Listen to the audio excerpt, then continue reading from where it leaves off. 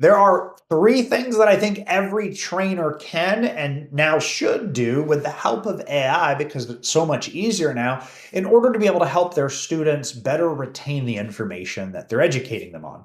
One of the first things that you can do after that meeting is over is extract out a quick, simple summary. So if we go to Docs, and once that training is over, you'll see the option, you'll see it right inside. If AI Companion was turned on, you'll see a meeting transcript is available for AI Companion and the summary.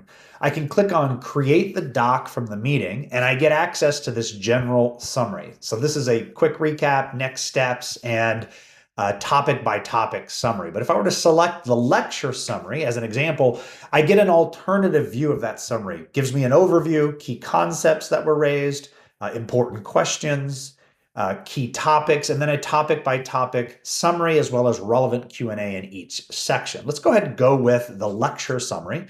I have the option to share it with anybody else that was invited, whether that be students or co-trainers. And now we have a collaborative document that we can use to do the three things that I'd like you to be doing on all of your trainings.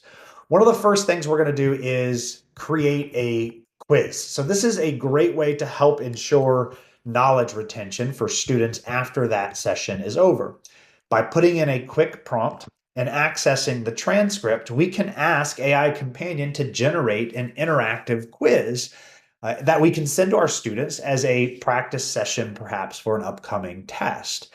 And I like this as a really good way to be able to do that, but maybe I want to do instead multiple choice. One of the things I really like about Zoom AI Companion inside of Docs is it gives me the likely output, but gives me the option very easily to modify that. So I can go right back into the prompt and say, help me create a multiple choice interactive quiz.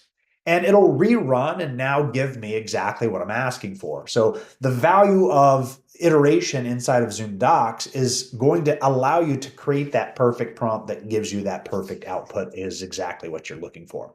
So now we've got a quick quiz, very simple, easy to do. And of course, I would go in there and validate all the information is in there is accurate and it's the right questions. I could maybe ask for a 20-question quiz and just pull the best 10 as an example. Now, the next thing we're going to do is create a study guide. So we're going to use the information that's contained within the transcript again to create a condensed, very concise bullet point study guide. And this is going to allow us to be able to give something to our students as a reminder of all the content that was provided inside of the training. Now, this is a really great, very detailed summary guide, or a study guide, but maybe all of my students don't necessarily learn and study the same way. So instead of just giving a list, what we can actually do is copy that information and just insert it into a mind map right here inside of Zoom Docs by going to whiteboard. I can create a blank whiteboard or I can pull in an existing whiteboard.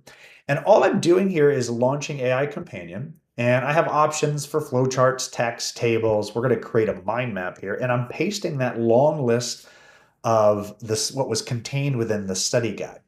Now what we're creating, and we're categorizing all this information into a mind map that allows the student to be able to visibly see what was covered in that meeting. So just to give you an example here, we'll full size that out. And we can work our way down the mortgage fundamentals, the key components of a mortgage. And this becomes a live whiteboard that I can come in here and continue to edit if I wish to do so. Now, I'm likely not giving my students editing access. They can kind of recreate that whiteboard and do it on their own if they want to. But maybe I want to have some co-teachers that share the responsibility of education on this to share in that. Once I close that down, that whiteboard drops right into that same Zoom doc. And now we can continue, if we choose to keep editing against that and modifying the whiteboard.